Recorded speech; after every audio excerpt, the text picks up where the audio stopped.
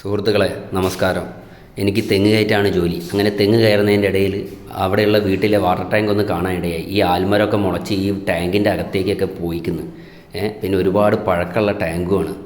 ഇതിൻ്റെ ഉൾവശം കണ്ടു കഴിഞ്ഞാൽ നിങ്ങൾ തരുത്തു പോകും. കണ്ടോ എത്ര മലിനമായിട്ടാണ് ഈ കിടക്കുന്നതെന്ന് നിങ്ങൾ കണ്ടോ. കോളറയും മഞ്ഞപ്പിത്തവും ഒക്കെ വരാൻ ചാൻസ് ഉണ്ട്.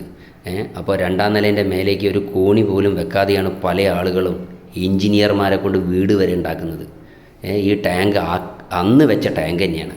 അപ്പം മഹാരോഗങ്ങൾ വരാതിരിക്കാൻ നിങ്ങളെന്ത് ചെയ്യുക? നിങ്ങളുടെ വീട്ടിൽ ഒരു കോണി വെക്കുക, അതിൻ്റെ മുകളിലേക്ക് കയറുക, 6 മാസത്തിൽ ഒരിക്കലെങ്കിലും വാട്ടർ ടാങ്ക് ക്ലീൻ ചെയ്യുക. ഇല്ല എന്നുണ്ടെങ്കിൽ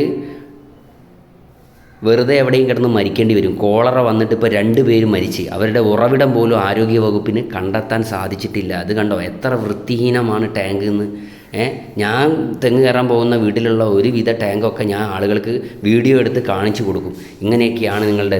പലതിനും മൂടി ഉണ്ടാവില്ല. ടാങ്കിൻ്റെ മെറ്റീരിയലെല്ലാം മൂടിക്ക് ഉപയോഗിക്കുന്നത്, അതുകൊണ്ട് വേഗം പൊട്ടിപ്പോകും. അപ്പം നിങ്ങൾ എന്ത് ചെയ്യുക? ഇടയ്ക്കിടയ്ക്ക് നിങ്ങളുടെ വീട്ടിലെ ജലത്തിൻ്റെ ടാങ്കൊക്കെ ഒന്ന് ശുദ്ധമാണോ അതോ എന്താണെന്നുള്ളതൊക്കെ ഒന്ന് നിങ്ങൾ പരിശോധിച്ച് ഉറപ്പ് വരുത്തുക.